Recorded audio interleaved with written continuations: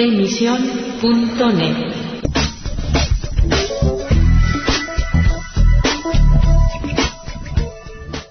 ¿Qué tal, amigos? ¿Cómo se encuentran? Bienvenidos una vez más a Emisión.net. Les habla Esperanza Suárez. El próximo 31 de enero, lunes, Francisco Ruiz de Pablos recibirá el premio Unamuno Amigo de los Protestantes. Su extenso trabajo en la traducción de textos claves para echar luz sobre los reformadores españoles y la historia de la Reforma en España lleva a este catedrático de filosofía abulense a recibir el quinto galardón anual que Protestante Digital concede a personas o entidades que han destacado por normalizar el conocimiento de los cristianos protestantes en España. Francisco Ruiz de Pablos es doctor en Filosofía y Ciencias de la Educación, catedrático de latín en Ávila y traductor-intérprete jurado. Estamos ya con él a través del teléfono. Bienvenido, don Francisco. Muchas gracias. Gracias por compartir este tiempo con nosotros y bueno, antes de comenzar la entrevista, no tengo por menos que decirle felicidades. Pues muy agradecido.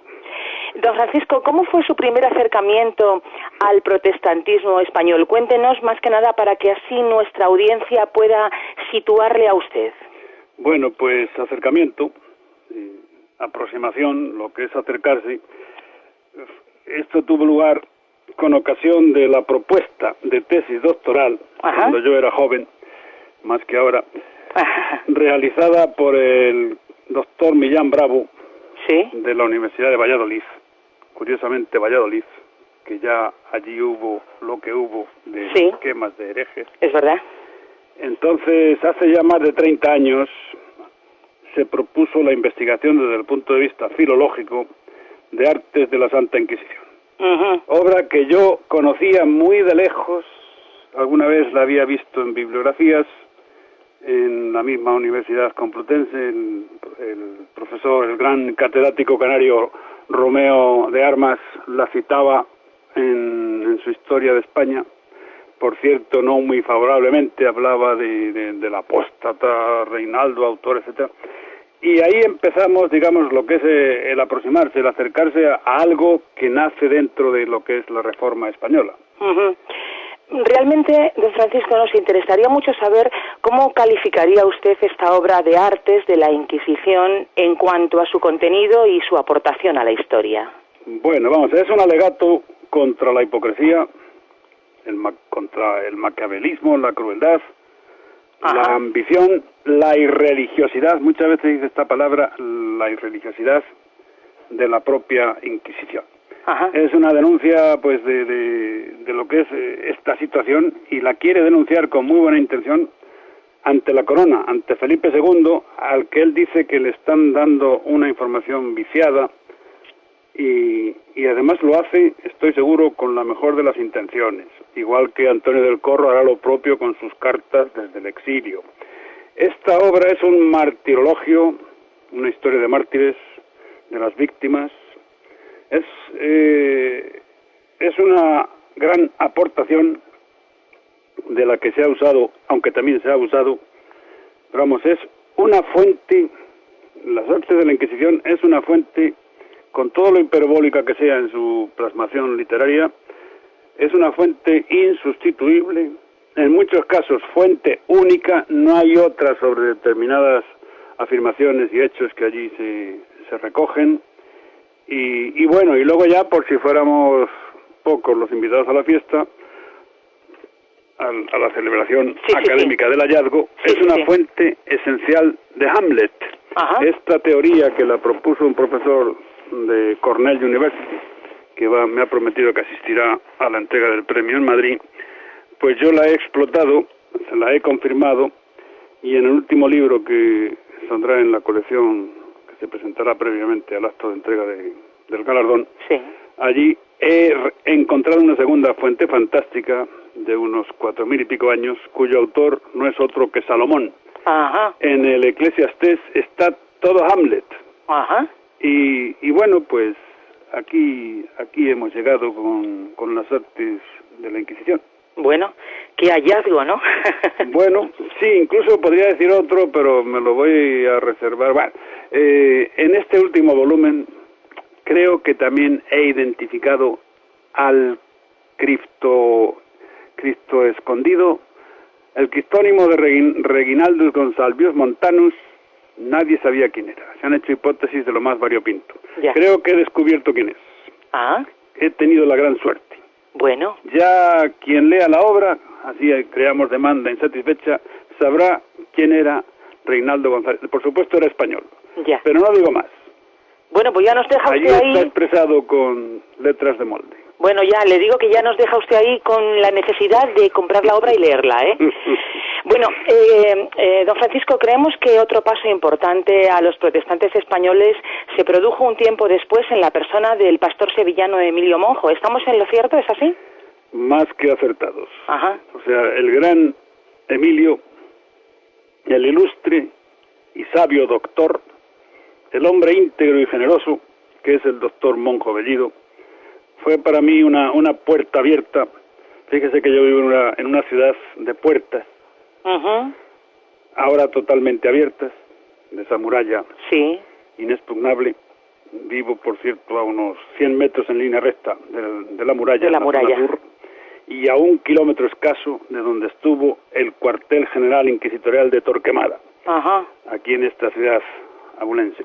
Entonces digo que fue para mí una puerta abierta, Emilio, a un sinnúmero de posibilidades. Él es un modelo ético y evangélico, y digo evangélico en el pleno sentido de esta palabra que de origen griego tenemos en todas las lenguas del mundo. Fue pues un estímulo permanente. Con esto creo que he dicho algunas esencialidades de la gran persona, el gran pastor, el gran doctor, el gran sabio, porque es que sabe mucho, aunque parezca así de sencillo y de natural, es un hombre de una inteligencia extraordinaria. Eso es lo mejor, gente sencilla que realmente tiene verdadera sabiduría. Me llama la atención, don Francisco, porque hemos hablado con Emilio Monjo y él habla de usted maravillas. Usted habla también de él maravillas, le considera como un estímulo. Me da la impresión de que tienen ustedes una estrecha amistad. Sí, hombre, yo me considero, modestia a un lado, pues persona comprometida pues con lo que es la libertad de expresión Sí, y de conciencia. sí. Y creo que así nos hizo constitutivamente Dios a los humanos, y así lo propuso Cristo en el Evangelio, y así lo defendieron nuestros reformados. Corro, por ejemplo, en este sentido es prototípico, es paradigmático. A Fray Antonio del Corro nadie le come el tarro, él, vamos, nadie, y a decir nadie me refiero ni Calvino, ni Beza, ni nada, él va buscando la verdad, la encuentra en la Biblia, él es libre, libérrimo. Y bueno, pues en este aspecto, que es otro detalle que también he notado en Emilio Monjo y en todo el grupo de allá de Sevilla, y bueno, pues esto es que yo creo que es el reflejo es la expresión de lo que es la verdad. La verdad no puede ser algo que se obligue o que se amolde o que se amañe o que... La verdad es un canto a la libertad por sí mismo y una sinfonía inacabable y libres, libres. Esto es lo más hermoso que tenemos los humanos. Precisamente Emilio Monjo destacaba de usted que además de su profesionalidad en su tarea de traducir, justamente lo que usted ha dicho, que es una persona comprometida con la libertad de expresión y de conciencia. ¿Por qué considera que tiene usted esta sensibilidad en este determinado área? Bueno, vamos a ver. Hay muchas razones siempre de nuestros comportamientos humanos. Entonces, yo, por ejemplo, que estoy colaborando gustosamente con EduForma, sí, que, bueno, el volumen, allí yo he encontrado en el mundo protestante una cantidad enorme de trabajo editorial conseguido por aquellas personas, a pesar de las dificultades que tenían en esa misión. Pensemos un casero de Reina, por ejemplo, allá en el extranjero, privado, enfermo, prácticamente pues viviendo de la caridad pública, y la obra que hizo, la traducción de la Biblia, por ejemplo. Entonces, en esta gente yo he encontrado el dominio del mundo clásico grecolatino, de la patrística, por ejemplo. Antonio del Corro conoce de maravilla la obra de Agustín de Hipona. Entonces todos estos hombres se apoyaban en la gran fe, en la Biblia, en el mensaje de Cristo, en lo que es el paulinismo en sentido auténtico. Siempre yo he defendido, en fin, hago aquí una pequeña derivación por la tangente, que el peso de Erasmo es indiscutible, y volviendo al primer autor que aquí ha salido a relucir, el de las Artes de la Inquisición, le hace un gran homenaje a Erasmo.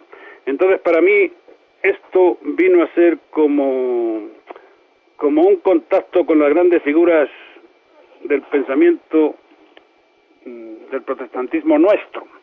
Y lo de nuestro, quiero recalcarlo, y aquí también he aprendido en Sevilla, me ha venido muy bien ese contacto con Emilio Monjo, porque a través de él he ido a parar a otras personalidades.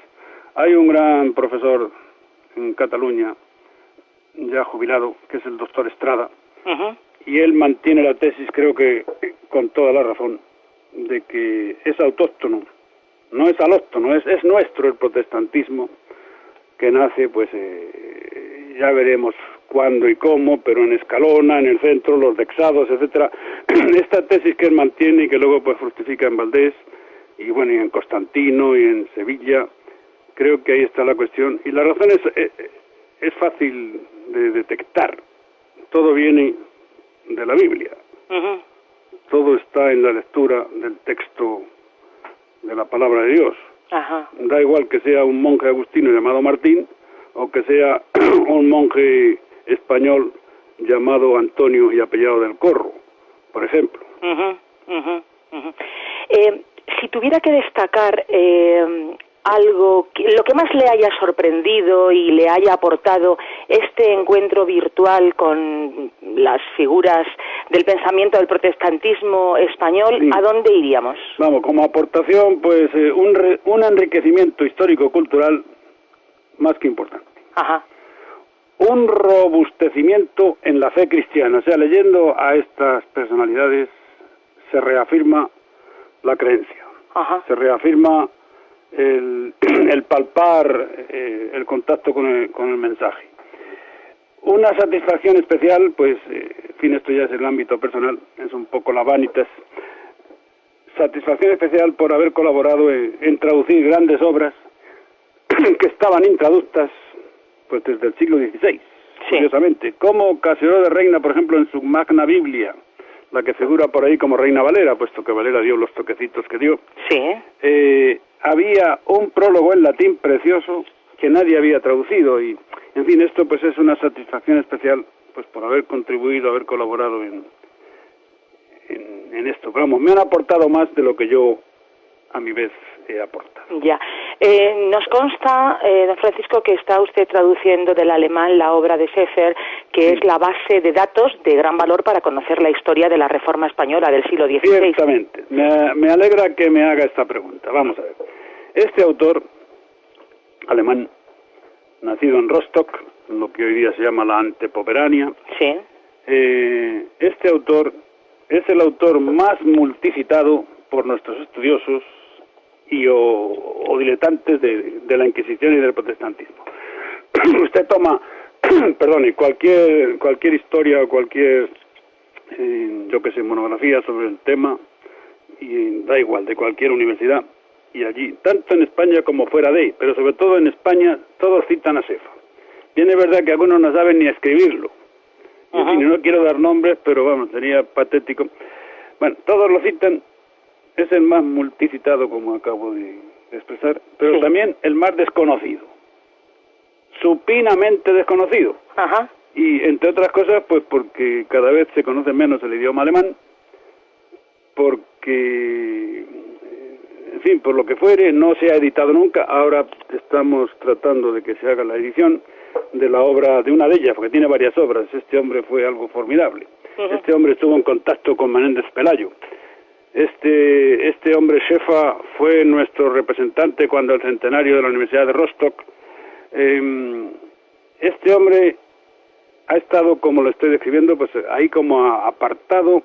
Hay una especie de silencio, una especie de losa de mármol, que yo no me explico, pero pudiera ser que haya habido como una mano negra inconfesablemente interesada en que no saliera su obra a la luz. No lo sé, porque la obra de Charles Lee, por ejemplo, la famosa obra de Charles Lee, el americano, se tradujo en 1983, por cierto está agotada, que es muy interesante, pero es que la de Shefa lo es mucho más. La cantidad de información tremenda.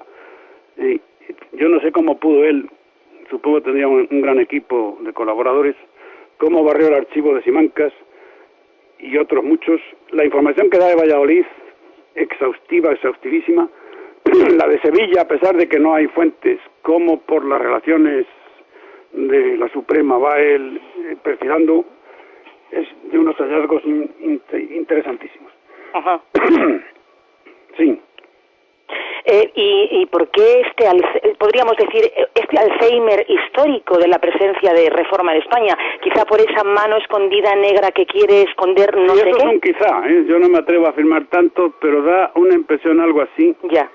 Y bueno, lo curioso es que todo el mundo cita Shefa en todas las bibliografías, usted va a mirar y allí aparece, incluso algunos se remiten a su obra, aunque ya no entran mucho más allá, porque son 3 tomos, 3 volúmenes, el tercero es muy grueso, cantidad de notas a pie de página, y fuentes y fuentes y documentos y documentos. Entonces yo no lo sé. El mismo Menéndez Pelayo, cuando quiso añadir algo a una de las obras de Shefa, pues el mismo Menéndez Pelayo, incluso ahí está, en la revista de archivos y bibliotecas, hasta mal escribe. Yo no sé los conocimientos de lengua alemana que tendría don Marcelino, pero hasta mal escribe el nombre de Shefa. Ajá. Porque muchos le ponen 2 F, se olvidan del umlaut. Sí. En alemán el umlaut, o sea, los 2 puntitos sobre la A, pueden ir así o pueden ir con una E en lugar de los 2 puntos. En fin, hasta eso está mal en nuestro tratamiento. Ya. Si viajamos hasta el momento actual de la historia, yo sé que esta pregunta que le hago es una pregunta de respuesta amplia y extensa, pero también sé que usted puede sintetizar perfectamente. Le digo, si viajamos hasta el momento actual de la historia, ¿qué podría resumir de su conocimiento de los protestantes de la España actual? Bueno, vamos a ver. Yo tengo un cierto conocimiento de su presencia en nuestro país, de sus organizaciones, desde la Alianza, la española, la European Evangelical Alliance, ¿Sí? Uh-huh. En fin, Feredi, sus movimientos de catolicidad, vamos a decirlo como es la palabra griega, de unidad, sí, de solidaridad, uh-huh, de su presencia, yo qué sé, por ejemplo, su presencia en el mundo deportivo. Hay mucha gente en nuestro querido país que desconoce cómo el mejor equipo de fútbol, no sé si del mundo, pero desde luego de España, fue fundado por protestantes. Ajá. Me refiero al Barça. Al Barça. Fútbol Club. Uh-huh. ¿Sí? En fin, a lo mejor saben que Kaká es un evangélico, por ejemplo, ese magnífico jugador del Madrid. Estamos hablando ya como lo hace Marca o como lo hace... Vamos, es la prensa más leída de este país. Uh-huh. Y de todos los del mundo. El mundo del fútbol es una palanca, yo que sé, como antiguamente los panen et circenses romanos. Entonces, la presencia del mundo evangélico, que por ejemplo es mayoritaria en Alemania, país donde he vivido 5 años y medio, o en Dinamarca, o no digamos en la península, en Estados Unidos, etcétera, el mundo protestante, el mundo luterano, el mundo calvinista, la reforma, que aquí se frustró, pues no sabemos bien por qué, aunque bien sabemos quiénes fueron los frustrantes, desde la corona, desde Carlos V a Valdés, me refiero a Valdés, al inquisidor de Sevilla, etcétera. Todo esto degeneró de una manera, y luego ya cuando se politiza, se pone al servicio de lo que es la política, pues llegamos a que la Inquisición sirve hasta para echar atrás o tratar de echar atrás el progreso, las ideas de la libertad. Casi vamos a terminar como hemos empezado. Lo de unité, liberté, fraternité, eso aquí era como una triple blasfemia para la Inquisición, y gente hubo por eso que fue a parar a sus cárceles. Estamos hablando de la última Inquisición, que no era tan blanda ni suave como se dice, ojo. Uh-huh. Y bueno, hablamos de nuestro mundo de ahora, de esta segunda década del siglo XXI en la que estamos, y sí que conozco un poco lo que es el mundo de la Reforma, el mundo protestante actual, que bueno, que en España tiene una cierta presencia. Yo, por ejemplo, en Valladolid, que he ido el año pasado pues, con mucho gusto a los actos de conmemoración de los autos de fe, pues allí me decía el pastor Bores cómo en En Valladolid pues hay 8 o 9 comunidades, no es cualquier cosa. Y, en fin, hay que reconocer como normal lo que así es, ¿no? Y bueno, y ahora mismo, por citar la presencia de ahora mismo, pues en Sevilla es fabuloso a la obra que estamos allí realizando, digo estamos porque yo soy un miembro más, de la colección de reformistas españoles del siglo XVI, que se va a presentar justo delante del acto de el día 31. Esa colección es de importancia máxima. Esa colección no es otra que la continuadora de la RAE. La RAE, además de la Real Academia Española, significa los reformistas antiguos españoles, que es la obra que iniciara un hijo de madre arevalense. Estamos en la provincia de Ávila. La madre de Luis de Usoz era de Arévalo, y bueno, esa obra que luego terminó pues por una serie de cosas, cuando ya fallece el propio Luis de Usoz, trabajó mucho en colaboración con su amigo de Inglaterra, de Benjamin Wiffen.